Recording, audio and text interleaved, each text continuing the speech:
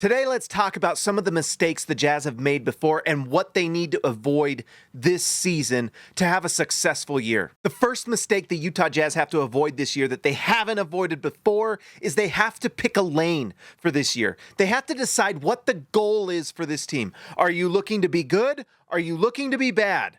If you're going to try to be good, then fine. Go for it. Be good. But stop doing this thing the Jazz have done each of the last two seasons where they go into the year, play well, and then come trade deadline, they yank the carpet out from under the team and tank for a mid-lottery pick.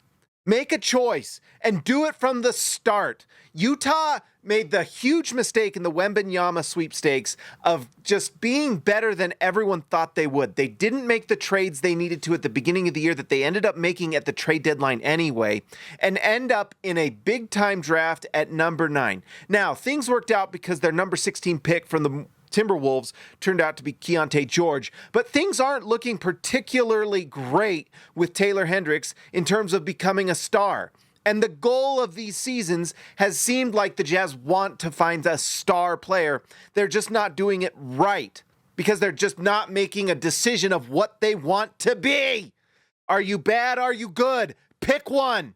In my opinion, they need to be bad. You have another chance at some franchise-altering talent in Cooper Flagg, in Ace Bailey, in Dylan Harper, all these players that are available there. The Jazz just have to choose. And they're already doing a few things that make me wonder if they haven't made a choice yet. But guess what, guys? If you're not making the choice, you're not outsmarting everyone else who's scratching their heads trying to figure out what you're doing.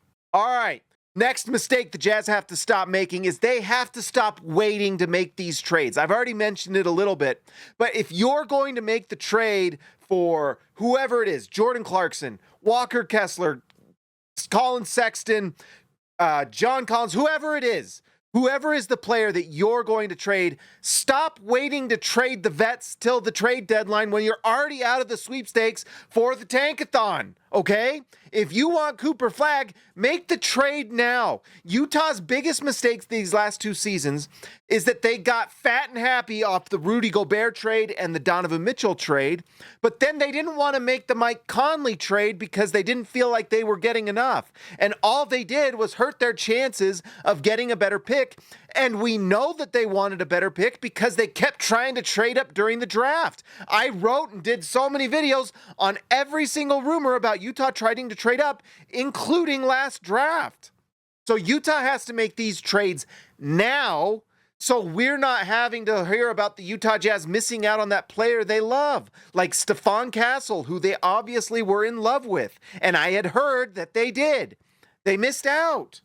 What could Utah have done better last year? Make a choice. We talked all last season about how it might be better for Utah to be outside of the top 10 so they could convey the pick to Oklahoma City so that these upcoming seasons, they don't have to worry about that anymore.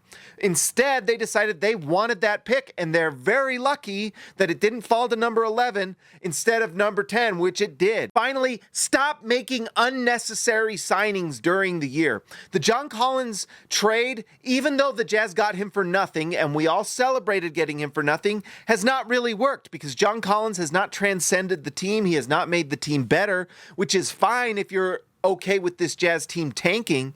But now the Jazz have a player that's on their books for the next 2 seasons that's at like $26 million per year. So good luck trading that player. And if Utah wants to get rookies on the floor, which I feel like they should, if they're trying to develop young players while also getting worse to get Cooper Flagg or Ace Bailey or whoever, now you have John Collins on your team. You cannot trade him.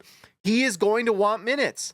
And so it creates a problem for this Jazz team. Do you want to play Walker Kessler? Well, if John Collins outplays him like he did last year, then you cannot. So Utah has given themselves some headaches that they did not need to. Just because the player is there and the value is great does not mean you should make the trade. And you should always wonder, and this is in life in general, if something seems too good to be true, a lot of times it is, right? So make sure that you are making signings and trades that fit the timeline and the goal of the team, which, by the way, I'm not sure we all know what the exact goal is. It certainly appears like Cooper Flagg is the goal, but they keep doing things that make you wonder. For example, we do not make the trade to trade Lauri Markkanen, which is fine, but you have to lose the games to get Cooper Flagg. So we're in this one step in, one foot out type scenario, and Utah has to decide what they're doing. Come on, Jazz, stop making the mistakes you keep making and do it right. Basketball is simple. Get the best player you can on the floor. It has to be an MVP caliber player, and then get an all-NBA player to play with him, and you can win a championship. If you don't have those players on your team, then you have to have the goal of going for those players in the draft. It's how you do it. It's how everyone does it. Anyone who has made the championship has gotten that player that way, except for a very select few. And I'm talking about the Lakers and LeBron. All right, guys, like and subscribe to the channel. I'll talk to you next time.